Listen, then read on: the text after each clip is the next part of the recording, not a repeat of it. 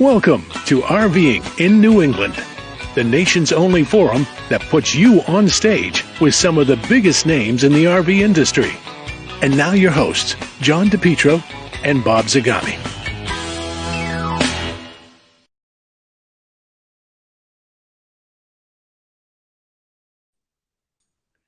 And we're back. We are back, and We're it's back in our tonight. home studio. Why don't we hit the commercial first tonight? Let's Okay, do it a little let's do different because we've changed the ad because look over on the right-hand side. Oh, they've got it. They got it, Got and it. it's The very first. sold it already. It's gone already. It Yes, didn't last long That's the new owners. It lasted about 2 days on the lot. on the lot, and it is gone. So Michelle our and Larry. sponsor is Seacoast RV in Saco, Maine, creating family fun on Route 1. Go up there and see Kenny and Amanda, the owners, Brittany in the sales. She'll help you out, pick out any one of those models. Kendra, the service manager, will take care of all your service needs. Right, John? Absolutely. And if you need propane, they know how to fill propane. You know, a lot of people say, oh, I'm going to a Taylor rental or a hardware store and get propane. Keep in mind, those people know how to fill up barbecue and, those kind of propane tanks. But there's certain ways that you fill up an RV propane tank, and you got to follow it. Otherwise, you might have some carbon. And you're not going to pull up in your motorhome or travel trailer with built-in propane tanks and get them filled at your local supermarket. Right, because they're not going to know how to do it. So we got a great show. We got a great show lined up because we are talking. See that thing behind me, Bob? Right? Yeah. Yep. Right there. That is a racetrack, and our friends at Longview RV in Windsor, Connecticut, Mr. Roberts, Mr. Emerson, and the whole gang. You know what? They have made an investment. They've made a marketing investment in Longview. Why don't you tell them what they've done down there, and then we'll get on with our guest. Well, they're sponsoring Michael Bennett. Well, you know what I'd like to do before that? Let's bring in our roving reporter, who's going to be with us all night. Roving reporter. Why don't you introduce him? Why don't you? Because I'll introduce him. I want to talk about the track first, and then we'll talk about the sponsorship of Longview. But they are sponsoring Michael Bennett in the number 19 car. So, without further ado, the other DePietro. The other DePietro. The other DePietro who needs to the other DePietro would probably say the more important DePietro. Right. The one who needs to get that camera higher so you're not looking down at us. Well, the part that you said roving is true. I roved from one room to another because there was too much sun shining in. So I'm in a different location already, but I may have to rove back over to that location if this doesn't work. So it's working, but move your computer in the other direction. Now we have more of your ceiling than your head. There you go. All right. Yeah, that's good. Do you have an better? Do you have an assistant there at the home? Pardon me? Are you the only one home? Me and the dog. Okay. You need an assistant to lift that camera. But anyway, you're good. I can lift it. I can put it up higher if I need to. Good. No, folks, the whole point is younger brothers never listen to their more intelligent older brothers. And here's a perfect case where he goes and moves at the last minute. I had to. It was just so much sun coming in. Yeah. You wouldn't have seen me. See, folks. Here's what I want you to do. I'm going to drop off because I forgot to bring up the Longview logo. So I want you two guys to talk about the Speedway first, Stafford. Sure. Give me 4 or 5 minutes to do a couple of things, so I'll drop off. I'm sure you won't miss me. I know our fans will, but I know you won't. So okay, awesome. So what we should do first is take a look over on the right. We'll see some comments from our viewers. We want to say hello to Dante. We want to say hello to Monica. We want to say hello to Tim. Bernie's here up in New Hampshire, Stressless Camping. I think, are you guys out in California tonight? Ryan is here. And Ryan, I want you to be an active participant tonight because I understand that not only were you at Stafford last week, you were in the pits, and not emotionally, but you were physically in the pits helping out a specific driver.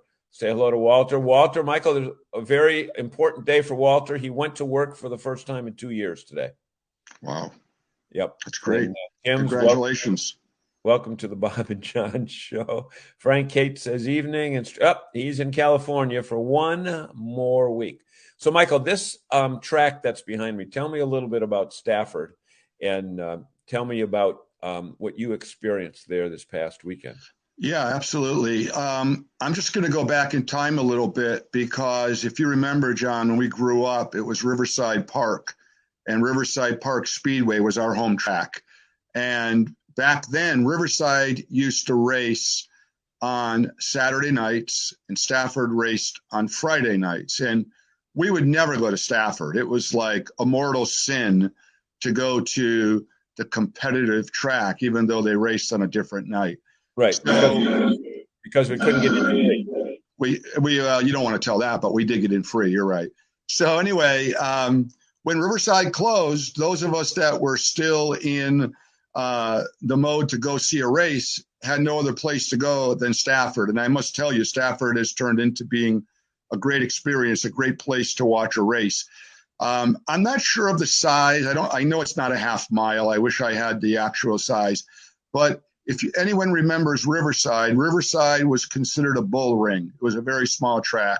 Well, Stafford is slightly larger than Riverside. And unlike any of the tracks that you see on TV, like Bristol or Talladega, it's really not a banked track. It has very little banking. So it's somewhat considered to be a flat track, but it is also a very historic and probably an iconic short track. People around the country know about Stafford Motor Speedway. Okay, but also keep in mind that what we want to talk about. See, here's where the big brother, little brother stuff comes from. The public doesn't really care about a flat track or a bank track. They want to know what RVers enjoy the most about going to auto races. And we're going to talk about a whole bunch of places in New England tonight, but let's stick with Stafford. When you were there last week, and I know we have video a little bit later when Bob comes back on. There were quite a few RVs parked there, were there not? I think there are at least 100 RVs. I went out into the parking area where the RVs were parked, and it surely looked like a sea of RVs. I, at one point, said, I can't even count anymore how many are here. I have never seen that many at that location. What is I think, really neat for folks that have an RV is that you can get to a track around 10 a.m. when the gates open up. You can set up. Now, there are no hookups there. You set up. I was just walking by. There were people that had little picnic tables out there. There were people that were getting together with folks at the RV next to them. They had their grills going, their coolers going. They were just enjoying a great early spring afternoon. The temperature was about 60 degrees. It then went down to 49 degrees.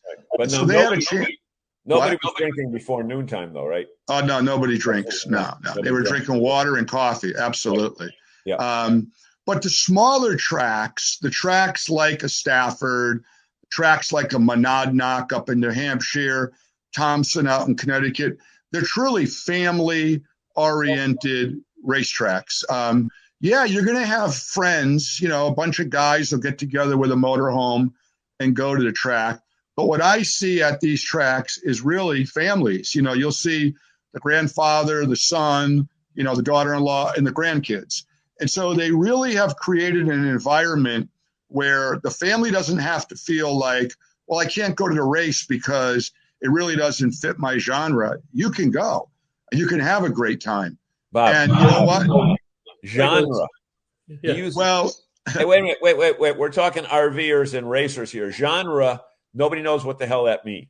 I don't either. But not really. I don't know either, but I made it up. It just came off my tongue. I was stuttering for a word, so I used the word genre. Okay, Bob, go ahead. Talk about the relationship between what we talked earlier about between NASCAR and say baseball, or going to the major track versus the small track. Yeah. And why that's increasing the popularity of people going to the small tracks. Yeah, well, I just experienced it myself back in February when I was down at New Smyrna, which is probably about 40 minutes from Daytona, and typical track, very much like Stafford, full of families, full of folks from all ages.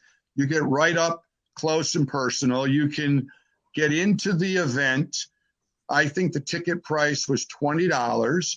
You then are able to buy a hot dog, a hamburger. You know, every track has its own type of food, French fries. Now a beer if you want. compare it with Daytona. Oh my God, Daytona ticket was $175 and parking was $50 and a hot dog was $9 and a beer was $12. You could only get two. So anyone that was with a group had to go up 4 or 5 times. Look, I'll tell you this, the RV experience at a what I would call local and or grassroots track is as much fun as taking the kids out to a ball game, to the park. You know, you're getting entertainment as well as having the family get together, camping, spending overnight, or just going for the day. And what's interesting in New England, what's that about? Pardon me? You're not going broke. You're not going broke. Absolutely not going broke. You're doing it, I mean, under $100. All right. I mean, $100 today sounds like a lot of money, but when you think about it, you can bring a family of 4 to the races and maybe spend $100, you know, now, very affordable. Many times the entertainment at a small NASCAR track is in the parking lot. Well, there's always people watching. There's always some character. All right. I mean, it was 49 degrees. I had 2 shirts, a hooded sweatshirt, a cap, and a winter jacket on. And I was shivering. And there was a guy sitting in the bleachers about 2 positions ahead of me with a T-shirt, just a T-shirt. Well, he might have been preserved. He might have had some Budweiser preservation. Now, I wanted to say to him, "Are you cold?" But I didn't really want to. So Ryan Hadley, let's take a look at our fans here. Ryan Hadley says short track racing is the best, but also Ryan said is that's where the SK Modified Tour was created. That's correct. Ryan, talk about that. Ryan, tell us the driver that you were working with and what you did there. And while he's doing that, let me show you something that he's talking about. I took this directly from the website, and I think Michael may be able to help us out with this. I was surprised to see how many classes of races there were, Michael. Can you kind of go top to bottom and just give us 10 seconds on each one? Absolutely. Well, the one at the top, if it's Napa Springs Sizzler, that was a tour type modified race. It was an open modified race where you had drivers coming in from upstate New York, Pennsylvania, Long Island, all throughout the Northeast. Bobby Labonte was actually there in the number 25 modified car. The fellow that won the race, his name was Matt Hirschman. He was what they call an invader. He's not a regular Stafford driver. They call him Big Money Matt. He won $24,500 for that event. He punched the ticket for the SRX series race at Stafford. That's the series that Tony Stewart and Ray Everham have put on. They race Friday nights. It's on CBS. Right. I think I got them on the other slide. Quickly tell me what those other 3 are. SK Modified is what Ryan was telling you about. That's a modified car, very similar to the Tour Type Modified. Little less horsepower, but a great, great series at Stafford. Late models are the full-bodied cars. Okay, they're the cars that similar to what you see on the NASCAR Tour. Little less horsepower. And then the SK Lights are just a beginner series for the SK Modified. So the SK Lights are more rookies, folks starting out. Limited late model is similar to the late model, a little less horsepower. Street stock is where you would go if you want to just get into the game. It looks like an old Chevy Monte Carlo. It's just basically a car with an engine and 4 tires, and around they go. From that division, they move up. The past late model it's a pro touring series for the late model team. So it's the same late model car that you saw. The only difference is it's a touring series. They go to various tracks.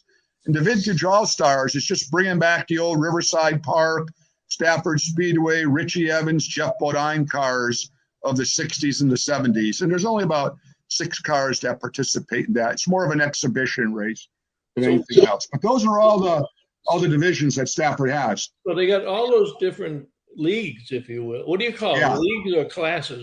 What's the term? I think they call it a class. It's a class. Yeah. So with 8 of them right there, how many races do they run a year at Stafford? Well, the racing started at 2 p.m., okay? 2 p.m., it ended at 10:15. Yeah, but didn't they have racing the day before as well? They had racing the day before. The day before was the PASS series, the PASS series. They raced the day before. And the limited late models raced the day before. But the day that I was there for the ticket, I paid $50 and I was in the pits where Ryan was. I was right in the area where they were working on the cars. We saw practice sessions.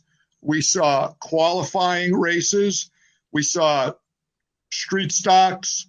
We saw late models, SK lights, SK modifieds, and the tour modifieds. Basically, what it boils down to, though, is if anybody who's watching the show tonight wanted to go to their track, their local track, and I know you have a list of all of them in New England. What'd you say? There's 17 tracks in New England? 17, yeah. Okay. They're not going to see all of those categories, but they're going to see some good racing, and they have an opportunity to get there early, bring their RV, whatever, whether it's a Saturday night, a Wednesday night, a Friday night, or afternoon, get there early and break out the barbecue grill, break out the Budweiser or whatever your favorite beverage is, and enjoy some old-fashioned family fun. Just good family fun. So did Ryan report back to us on the driver? Ryan, Rich McSweeney. Okay, we have a ringer in the audience here. Mark Polk, Carolina, Priest, and Bobby. What does that mean, Ryan? Or Michael, do you know what he means by that? He said Ryan Priest and who else? No, Ryan. He says North Carolina, Priest and Bobby. Well, he's probably talking about Bobby Labonte and Ryan Priest. Oh, in the tour race. In the tour race. Yeah, in the Sizzler race. Right. PASS is big horsepower late model touring series around New England and down south. Now, Michael, over in the far right corner of your screen, you'll see a word that says comments. Click on that word. And you can see them all. Yeah. Okay. Yep. I see it. See all the comments. Modified tour. Mark Polk has joined us. Oh, the 64 car that you showed in the pic, Bob. Can you go back to that? The 64. Must have been back to one of the pictures that I had. The vintage, yes, sir. Next series. Yep, that vintage All-Stars. That is evidently the car that Ryan worked on. Oh. Right there. Okay. Yep. Now, that Rich McSweeney, don't put much faith in that person. I think he's a member of the Michael DePietro fan club. Yeah. He's got the car that's number one.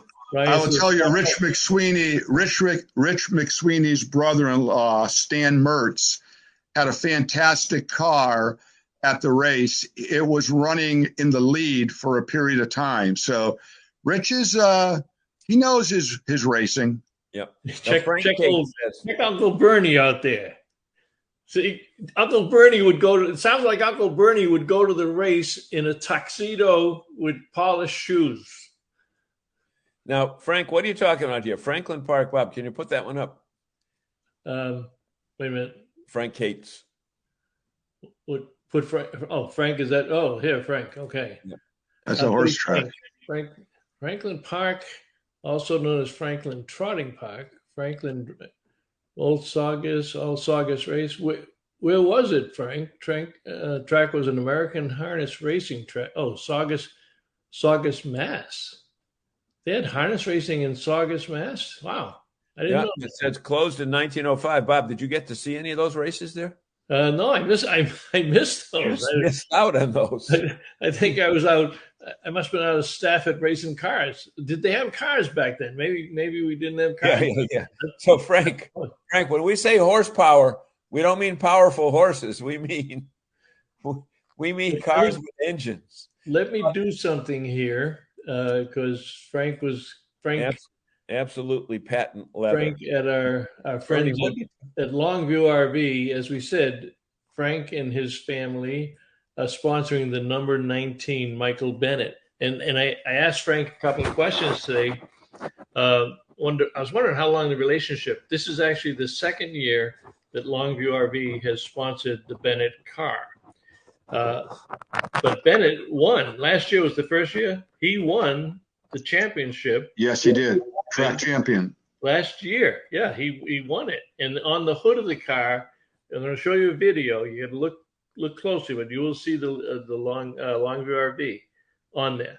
And I asked him, I says, how long are you going to be sponsoring this kid? Is he a kid, Michael? What do you think for age? I saw the video, but what do you think for age? I think he's in his 40s. In his 40s. So I said, how long are you going to sponsor this guy? And he says, we should be on the hood until he wins Daytona. Oh, he's going to be there a while. And they are sponsoring because his parents, first they said he's a nice guy, but his parents have bought 2 RVs from Longview RV. Right. Well, there you go. There you go. So He came in second Sunday night. He almost won, but there was a lot of bumping and banging. He came in second. He's got a very good car. He's a very good driver. Yep. Very well-spoken guy, too, in his interviews. He does a very nice job. And Frank spoke about how he spoke highly about Stafford the same way that you and Ryan have. Let me run a short video here. Boom, boom, boom. In the meantime, while Bob's trying to figure out how to do that, folks, let us know if you've been to any auto racing tracks here in New England. Tell us what your favorite one is. And Frank, if you want to talk about horse tracks, you're more than welcome to do that because we do RV at Saratoga every year. And in a couple weeks, there'll be tons of RVs at the Kentucky Derby.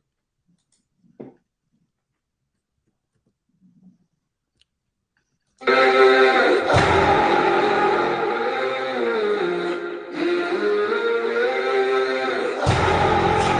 evening, my people up in the chandeliers. The wine and dining, the menu is blood, sweat, and tears. Everybody ready, waiting to confetti. Cheerios are born right now.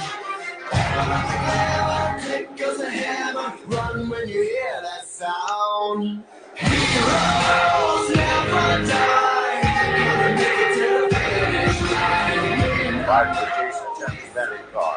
Robichon. We're Hilltop Restaurant Machine. Car number 19 from Wilmington, Connecticut, Michael Bennett. Turn on wing on him. Right. Coming to the bottom. Still out there. Everybody rolling in front of you. Oh, come on. Good job. Right there, keep coming. You're clear, Mike. Hit a 23. Oh, trouble at the top side. Solar up and into the outside wall. Then Tom Byrne in fourth. They still go side by side for the race lead. There's no question about it. Here comes Bennett. He moves down underneath Michael Ray.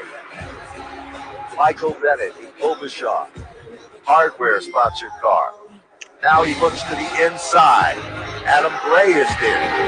Little slip sliding. He's in a 3-car battle. And Michael Bennett emerges out front. Getting at it. Top 3 in turn 1. Turn 1, hitting at a shot. Outside the racetrack, Bennett is involved.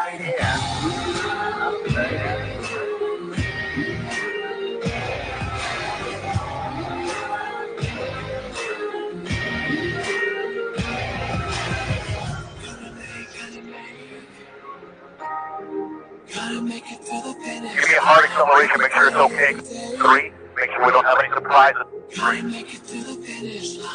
Gotta make. Yeah, back it down, back it down, back it down, back it down. Grass, come to grass, come straight, come straight.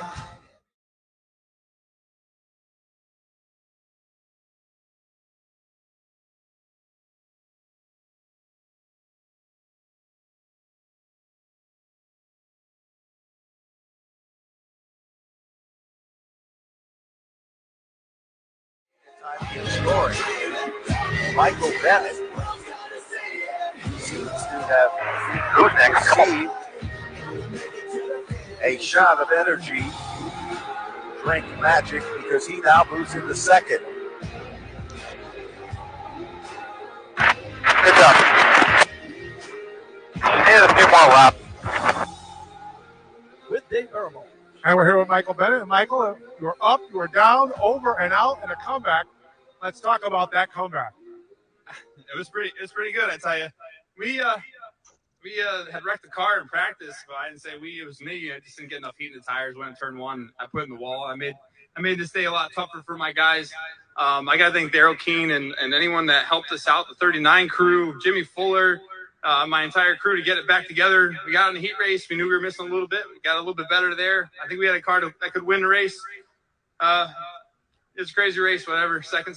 But I wouldn't be here without all of our sponsors. Our continued with Overshawn Hardware, Longview RV Sales, Randy's Trucking, Hilltop Restaurant and Bar, Bingo and Ben Dodge, H&B Siding, Alpine Tree Company, Sweets by Kate's, Stafford Mechanical Services, G&M General Contracting, Rad Auto Machine, Bob Phil, Kyle James, Talon and Napa, Pete Yetman, and my entire family crew. They're amazing.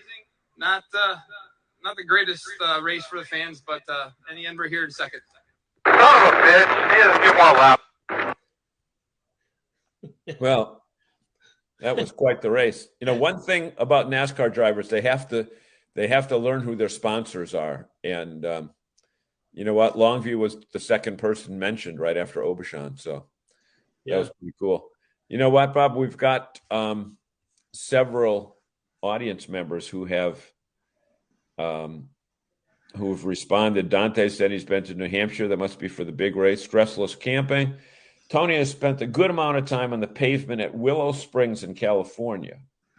Okay, Estelle, look at Estelle here. Stafford, Thompson, Lee, Starr, Oxford, Beach Ridge, New Hampshire Motor Speedway, Charlotte. I could add a lot more. Estelle. She gets around. Look at her. Good. Okay, Rich McSweeney, Norwood Arena. And Ryan used to race up at Oxford Dragway and enjoyed watching the circle track after we were done at night. And Bernie's been to Lime Rock down in Connecticut, which is a not just a circle, it's a road course. Road course. Yeah, road course. Yeah. So listening to all these comments and stuff, we get a couple of things that we could potentially do with NERVDA. We could maybe pick out one of the races that Michael's in down at Stafford and kind of cover it, go down and shoot some videos that we could show some other night, maybe some night that Frank or Todd Emerson from Longview could join us, or Saturday, I guess. Is it more? Friday nights. Friday nights, okay. Friday nights. Todd Emerson has tried to join us, but Todd, if you can hear the show, it says that your device is not connected, that your microphone is not connected, and I don't see your face at all. So you're not connected. I know he's trying. So not necessarily a bad thing. We could do something with that, but also we have coming up on the weekend of July 16 and 17 up at Loudon. NASCAR returns to Loudon, and Dometic sponsors one of the cars, the Anderson team, and they will be there, and they want to do something with NERVDA or NERVDA fans at the Sunday race. So Sunday or Saturday?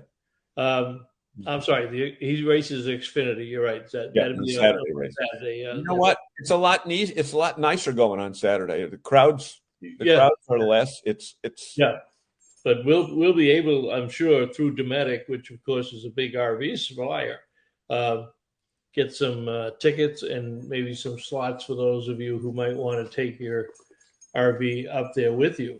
So Oh, I remember, Rich. I remember the Norwood Arena. Yeah, that was another one down there in Norwood. I forget what's there now. And then, of course, Westboro.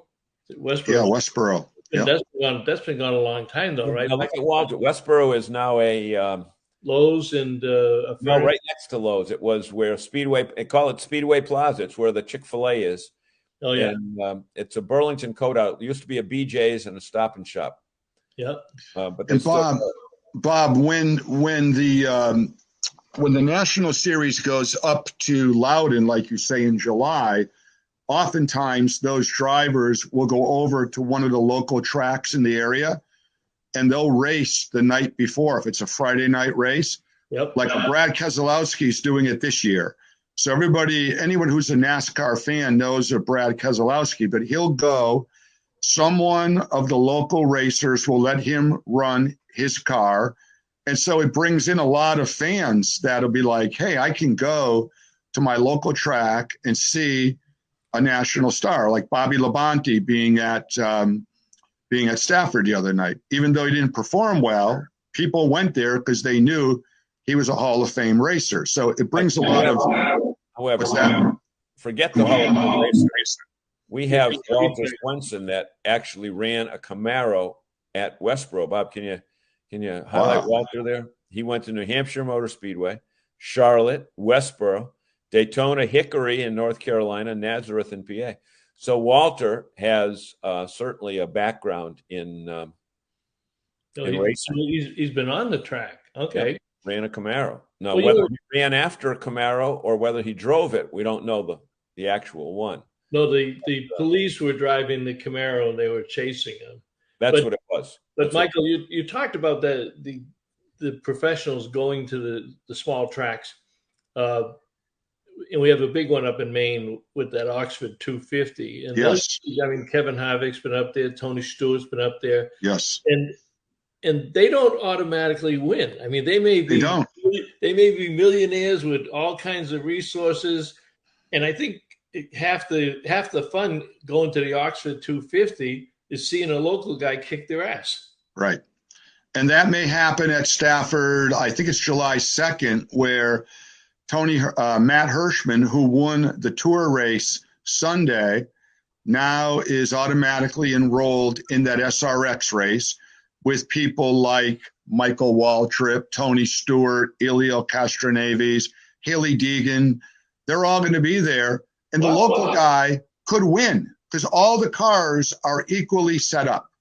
And if he wins, that's great for his career, but it's also great for the fans that get to go there and see the local guy against all these, these are all names within either Indy, F1, NASCAR that are part of that SRX racing series. Well, Helio comes up here to race in something like that. Yeah, at Stafford. Yep. Yeah, he's sponsored by the Rev Group. Yep. And he has an American coach. Yep. That he takes in between tracks on the. We met him at in Louisville a few years ago. Louisville one year, they had him signing autographs for all of us. And I got some Helio baseball caps. Where does the SRX fit, though? You said Tony Stewart started it with somebody else. With a guy named Ray Everham, who was Jeff Gordon's crew chief for many years. Well, Ryan says SRX is the modern day IROC. Okay, there used to be I used to kind of like the Michael International Race of Champions. Huh? International Race of Champions, I used to call that. Yeah. But this is called the Superstar Racing Series because all of the racers, Bill Elliott, they brought back, they had Marco Andretti last year. They brought back many of the stars that were, crossing over. I can't use the word genre again, but crossing over different types of racing. And they brought them all in and they put them on these short tracks. They only race on these short tracks. They race at Stafford, then they race at a track in Memphis, Tennessee, another track up in Michigan, but they're not on any of the big national tracks. So they're bringing a lot of star power to the local communities. And these fellas come in, let me tell you, they don't come in to Bradley on a private jet. they roll down the Route 83 in Connecticut in these beautiful motor coaches. I mean, just amazing, because they had an area last year when I was there. I remember calling my brother up and saying, "You're not going to believe these coaches that are here." So, I mean, they're sleeping outside and they're camping out just like everybody else is. You know, the only difference is they're in a $2 million motorhome when they drive down the road. Well, And they're not drunk. No, they're not you bring up a good point, because NASCAR and the small town tracks are similar to it. It's one of the few places where you can mingle with the drivers. Absolutely. While they're walking in, right up to their car, right up on, if you have pit road passes, Yep. you can see them in the garage. You can observe what they're doing, getting the car ready. When they get ready and they're walking out to their car, they'll be signing autographs. They'll be talking to people. It's all in the flesh. And kids love that. Well, they're absolutely. And Ryan, who's on here with us, who was in the pit area. I mean, I always am in the pit area. And so the other night, we're at Stafford, and there's Bobby Labonte talking to another racer. And I said to my friend Kevin, I go, didn't he drive the Kellogg's car? No, that was Terry Labonte. Oh, okay. Terry Labonte. So I said to my friend Kevin, I said, "What is Bobby Labonte doing talking to another racer? He should be talking to us." And he goes, "Well, you know, he's Bobby Labonte." I go, "I don't care who he is." I said, "I'm going up to him." So I went up to him and I said, "Hey, Bobby," I said, "My name is Mike. I work for Kellogg's. Your brother Terry used to race for us." And he was like, "Oh, really?" All of a sudden, I brought him into something that we would have some commonality versus, "Hey, I just want your autograph because I'm a groupie," you know? And so the guy actually started to converse. And I said, you know, they should be doing that, though. I shouldn't have to go up to them. But you're right, Bob. They are amongst the fans. There was no barrier. It was just a matter of you walking up and saying, "Excuse me, you know, I'm so-and-so, and, you know, you're." We got so carried away here, guys. We forgot our break. Guys that are paying the bills. So yeah, let's have Michael do the commercial. Yeah, Michael, we'll let you do the commercial. I'm going to go back to the original. No, I'm going to go back to the same one. So walk your way around the slide, Michael. Give us your best DePietro radio voice. Michael, you're on. Folks, I just want to remind you that tonight's show is sponsored by our good friends Kenny and Amanda up at Seacoast RVs. Seacoast is located on Route 1 up in Saco, Maine. And the big news here is that they have sold their first Elevation Park model. They just became an Elevation dealer. The Park model was sold within 1 week. So congratulations to them on that. But whatever your needs are, sales, service, or parts, if you're in the area, please make a trip over to Seacoast RVs. And again, anyone who's looking for propane, they are the place to go. Propane is not the same at a hardware store as it is at an RV dealer. So Seacoast RV, creating family fun on Route 1 in Saco, Maine. All right, Michael. Yeah, you're in your element tonight, pal. You're really going strong. Let me get caught up on it. I know we got a bunch of. I'm going to go down to the bottom. Let's see. Come back up from the bottom. Ryan says SRX modern day IROC. I remember IROC. I always liked it because, to what you said before, same cars, drivers from all different leagues. But the thing that was unique about that was every car was the same, right, Michael? Right. The setup. Every car is the same. The only difference is how you perform on the track. What line do you take going around that track? And many of these folks, this year it'll probably be, for some of them, the second time they've been at Stafford. But for some of the newer ones, like there's this young lady, her name is Haley Deegan. She's very popular in the Xfinity series. She's never been to Stafford. So, you know, they're going to be competing in cars that are all set up. All the cars are the same horsepower, the same setup. We need to have nerve tonight. We'll have that's what I'm thinking. Mr. Roberts and Mr. Emerson set this up, and you know, they can set up a couple Longview RVs where people can see what they've got. That's a great idea. You know, gets. Well, they have a very nice midway. I'll tell you this: at Stafford, they have a very nice midway where they certainly could have an RV or two set up there. And there's a lot of giveaways that the different sponsors do, whether it's a hat or a T-shirt. They have a company there now called American Mule Premium Cocktails. They just signed on this year.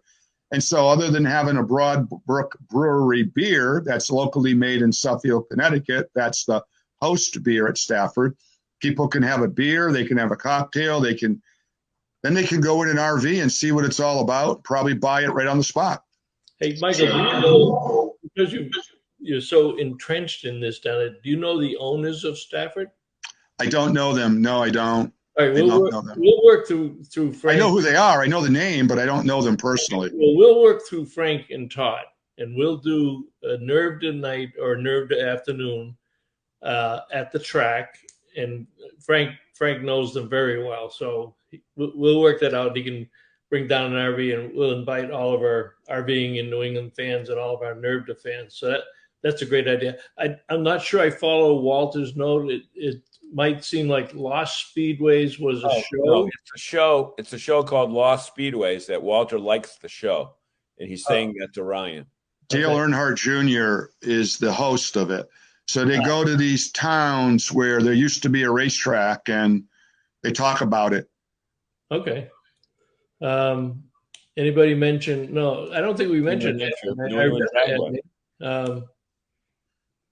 Is Epping still on that list of 17, Michael? Say what, please? Is Epping still on that list of 17? Yeah, Epping Star Speedway in Epping, New Hampshire. Okay. Ryan says he was pitted right next to Priest. Ryan Priest. Ryan Priest. Okay. Yeah, the reason Ryan Priest's name is coming up is that Ryan Priest started his career at Stafford. He's from Berlin, Connecticut. He's a local guy. And he did very well at Stafford and on the modified tour. And about 4 years ago, he was just about 26 years old. He realized that the only way he was going to ever get on the national stage is if he sponsored himself. And he did. He paid some money to race in an Xfinity race. And then Joe Gibbs gave him a shot in a car. He did very well. He won in 2 of the races. And then he raced the last 2 years for a team called JTG Doherty, who had one of the drivers was Ricky Stenhouse and Ryan Priest. Yep. So Ryan Priest, a local boy, did very well for himself. Unfortunately, JTG didn't have the funding to keep 2 cars. So he's now employed by Tony Stewart, and he's doing the simulator work for Tony and a lot of other work, in the shop. But he came up on over the weekend, and he raced a car. It's an iconic car. It's called Old Blue. It's number 3 Old Blue. It was a car that's owned by the Bowler family out of the eastern part of Massachusetts. And he just about won the race. He lost probably on the last lap to this fella called Matt Hirschman, Money Matt. So Ryan's got a lot of fans, and it looks like this Ryan that we have here is one of them. No, that's good. And Ryan Hadley is also into a certain type of beer, double hooked IPA. Yeah, IPA. So of course, Joey Logano came up to Connecticut, and there's another driver on the circuit, and I cannot think of it. It's not Briscoe, is it? But isn't there another Connecticut guy on the circuit right now? Yeah, I'm trying to think if it's Anthony Alfredo. Yeah. I think it's Anthony Alfredo out of Stamford, Connecticut. Okay. Logano, similarly, his dad sold his business. They moved down to the Carolinas. Joey raced go-karts, Legends, and the rest is history. Yep. So Ryan likes double hooked IPA. Okay. He's also run 7 truck races. Oh, you must mean Ryan Priest is also going to run truck races. Yes. Okay. Folks, I know in the promo I said we'd do a little spot on the North American Camping Report, but seeing that it's our show, I'm going to push that because next week we're going to have Scott Baer on, who did the market research. So we're not going to talk about the North American Camping Report. We're going to keep this thing going because I got a funny feeling we could go for 2 or 3 hours. He's also running 7 truck races. Okay. Ryan says, I love watching and learning about the old clothes. Bob, we got to find out more about Estelle. Estelle fascinates me. A young lady. Bernie says Lime Rock. Okay.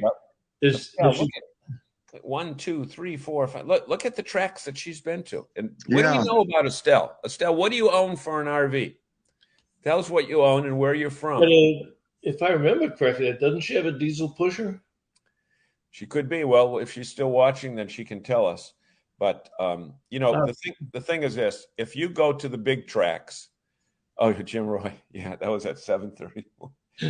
Yeah, nice to see that people know enough to apologize if they're going to be late. Jim's going back to his roots. I don't know if you guys saw, if you get his personal stuff, but Jim is reliving his second childhood and went out and bought a motorcycle this week, and I think it was a Harley. Pretty sure it was a Harley. He used to have one in his youth. Then he got married. Then he had his business. Now he's got a successful business, and he got the urge, but he went out. I don't have a picture. I could have. I know he sent me a picture, but he is back on the motorcycle. I'm not sure it's been delivered to his house yet. But yeah. We haven't seen him in it yet. I'm sure he'll send the picture. Parker Klingerman. I don't know him. Parker Klingerman. He is also not the guy in the Cup Series, is it, Ryan? It's the same name. Yeah, it is Parker Klingerman, but I think he had more success in trucks. It looks like he's also a Connecticut guy. Jim Roy had a midlife crisis, so he went out and got his motorcycle. Yeah. Hopefully he won't have a long-term convalescence when he realizes that the little old lady in the Buick didn't see him coming down the street. Okay, so I have not heard back from an announcer as well. Okay. Tony Barthel's with us at Stressless Camping. If you haven't checked out Tony's site, check out stresslesscamping.com. Tony has spent a good amount of time on the pavement at Willow Springs in California, including a Viper ACR. I wonder what she means on the pavement. On the track. On the track itself. Yeah. That maybe got thrown out of the car and spent time on. That could be. No, Estelle. Going back to Estelle. So she's back. Big race fan. A big fan. Grand Design fifth wheel. I live 5 miles from Lee, Star, and New England Dragway. Okay. So, this is crazy. It's 7:49. Michael, tell us a little bit more about Stafford. The track it sounds fantastic, and that's not one that I've been to. I've been to Thompson, but I haven't been to that one. Yeah. But I'm really excited about doing a Nerved Night. The only downside is I have to give your brother credit for it, but I suppose we could live with that. But yeah, his ego What draws you back? What draws you back there besides the people in the track? And he even pays, Bob. He even pays to get in. I do pay to get in. I do pay. I pay to get in. See, your brother. Now, Michael, you should learn something from your brother. Your brother doesn't pay to get in. I know, but he also doesn't go. Let me just say this. I almost cringe to say how long it was, but I've been involved in racing for probably more than 55 years. Okay. If you can imagine that, because Johnny remembers when we were young, we lived in a very, I have to say it like this, a quiet Italian-American neighborhood. And all of a sudden, this guy named Rainey Charland moves in. Rainey Charland was an auto racer. If anyone who's on here goes back in time, he was the champ. His nickname was the champ. He raced the car number 3. He was a full-time racer when no one even knew what full-time racing was. And he would race up in upstate New York. His name was Rainey Charland, and the quiet of the neighborhood was pretty much all of a sudden you heard the vroom of a motor. So I've been around racing almost my entire life. Okay.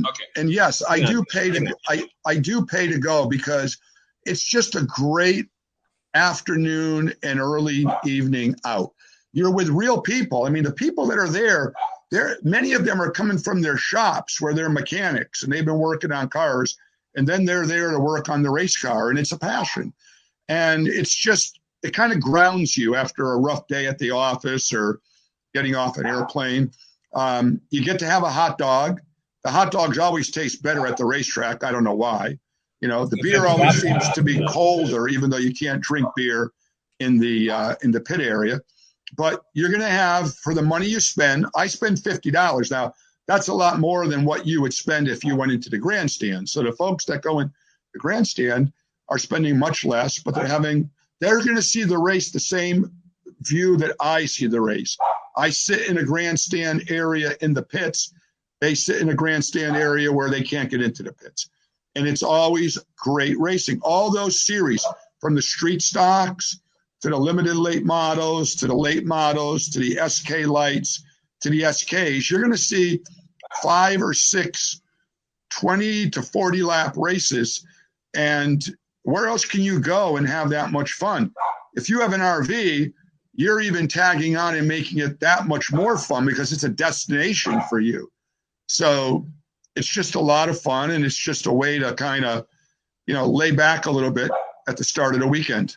Well, let me throw something in here for those that are not familiar with racing. I think one of the things that I've been very involved with through the years and have written several stories on the circuits. When you see the pit crews on these tracks, people say, well, why do you watch NASCAR? They just run around in circles to the left all night long. No, what I love about NASCAR is the coordination and the expertise required of the entire team. Yes, the driver drives it, but if the engine isn't put together right, if the pit crew isn't fast enough, if they don't have everything set, there's a whole team concept to this. True. And what a lot of people don't realize is those people have 9 to 5 jobs. It's not like a baseball team and they got 20 guys on the bench that travel with the team. These guys work 9 to 5 on Friday night. They fly out to the track, many times on their own nickel, and they do Saturday and Sunday. And when they get delayed, it's terrible because they have to cut their work week or stay over. But talk a little bit about pit crews that you've been exposed to with the amount of time that you've been at these tracks and the dedication of these people. Well, these, even at this level that we're talking about right now, you've got a guy who's just the tire guy. All he does is sets up the tires. He makes sure that the air pressure for each tire is at the right pressure. He makes sure that the lug nuts have that Loctite item on it so that when they put them on, the lugs don't fall on the ground. So you've got a tire guy. You've got a fuel guy. All he does is the fuel, okay? Then you've got a crew chief, all right? Usually the crew chief is the guy that's, the head of it all, but normally he's the guy that's working on the engine. And then you'll probably have 2 other people that are there, one guy with a jack, and then another guy to help with the tires. So you probably have 5 or 6 guys who do not get paid, who have to pay their own admission to get into the track, who have to pay their own transportation when they're going to a track. So if you're not going to Stafford, you're on the touring series, and you're going from Seekonk to Thompson to Monadnock to Riverhead on Long Island, you're paying out of your pocket. And it's just, it's like a labor of love. The fellow that won the modified tour race about a week ago, his name is Justin Bonsignor. When they interviewed him, he said, we're 9 to 5 guys. We all have regular jobs. Even though they have a fire suit and they have a helmet and they have all the sponsors, these guys are not making a living off of racing. They make a living doing what they do Monday through Friday, and then on Friday night or Saturday, they put on a racing suit, and they're the entertainment for the people in the stands. Let me tell you, truly grassroots. Let me tell you how I got involved with NASCAR. It was kind of a fluke because I didn't grow up with the racing circuit. I had a good friend in Stowe, Mass that bought one of those 1-hour photo processing franchises, and I got very good friends with him, and did all my photo work. You can go get them. I got 2 in my lap. Get over here. My photo work through him, and then he showed me a flyer he had gotten from Kodak one time. And at that time, Sterling Marlin was driving the number 4 Kodak car. Yep. Kodak ran a contest for their photo processing labs nationwide that whoever developed the best fundraiser and raised the most money would get 4 tickets to, I think we went to Texas. Yeah, I'm pretty sure we went to Texas. And it was, we won. And what I did was, because I used to help with his marketing, was we set up a remote control track out in front of his store on a Saturday morning. And from 9 to 12, we had kids racing on the track, two cars at a time. And we raised over $1,000, and we actually won the national contest. And we went down to Texas. Then I really got hooked on it because we got the full boat. We were in the Kodak suite, Sterling Marlin. We spent time with Sterling Marlin, the whole thing. And then I really started to get into it because I was writing articles for the RV trade magazines. I used to do at least 1 or 2 articles a year on NASCAR. But I get into it in a very strange way. But it was fun. I mean, I still love it. I still love it. Yep. But we should really look into that Stafford thing. Absolutely. Absolutely. How many of you folks that are on here, if we did a NERVed night or a NERVed Saturday afternoon at Stafford, would like to partake in such an event? And we would do some refreshments beforehand. Right. As what we could do is we could have an autograph session. You and I could sit at the table and sign 8x10 glossy photographs of ourselves as our. Yeah, exactly. I know Rich McSweeney will be there. Rich McSweeney will come. Michael's going to want it. Michael's going to want his own table now because everybody knows he's the expert. We're just the fluff. But lots of times, Ryan would come in. Let's see if we can get. It's the fluff people that get they get the extras and stuff like that. So yeah. Well, you know what? You got to have fun with this stuff because you've got, at least in New England, we've got a limited time. We've got a 6-month time period. We're stretching it to use those RVs. And, there are some people that, there's some races on Friday night. There's some on Saturday night. There's some on Saturday afternoon. You could always do a New England circuit. Brian's in. And you could go every New England except Rhode Island state. Connecticut has 4 tracks. Massachusetts has Seekonk down by the Rhode Island border. Yep. New Hampshire, you got Monadnock, Claremont, Star, Loudoun, White Mountain, Hudson, and Lee. Maine has Wiscasset and Oxford Plains. Vermont's got Devil's Bowl, Bear Ridge, Thunder Road. So anywhere that anyone is RVing in New England this spring or summer, on a Friday or a Saturday night, there's a race at a local track. They'll more than welcome you. RVs are always welcome. There's always a spot for an RV. And I think it's a very economical way to have some really nice family fun. Everyone can cheer for a color of a car, younger kids, or the number of the car. And, you get a chance to eat a hot dog because they always taste better when you're out. We know that. John and I know that. Well, look at Michael. I want to thank you very much. You made the show tonight, pal. Your expertise. Oh no! Look at your brother. I'm going to have to hear that. I'm going to have to hear that at the dinner table. He taught me all I know. I got to give him credit. He taught me all I know. I wouldn't be the wonderful announcer I am without John. Well, the amazing thing is, and I know he's in Connecticut. Look how much lighter it is there than here. It's pitch black here. Yeah. To do that. Yep. All right. So next week we got Scott Bear, and we're going to talk all about the North American Camping Report. And we'll close this one out, and we'll see you folks down the road. Thanks, everybody. Michael, John, any closing comments? I know your brother stole the show tonight, but you got to do the sponsor. He did a great job. Oh yeah. Thanks. One more. All right. One more. One more. All right. You do the sponsor, and then I'll go right into the closing video. You got it. All right. Okay, once again, we want to give our thanks to Seacoast RV for sponsoring tonight's show. Seacoast RV on Route 1 in Saco, Maine.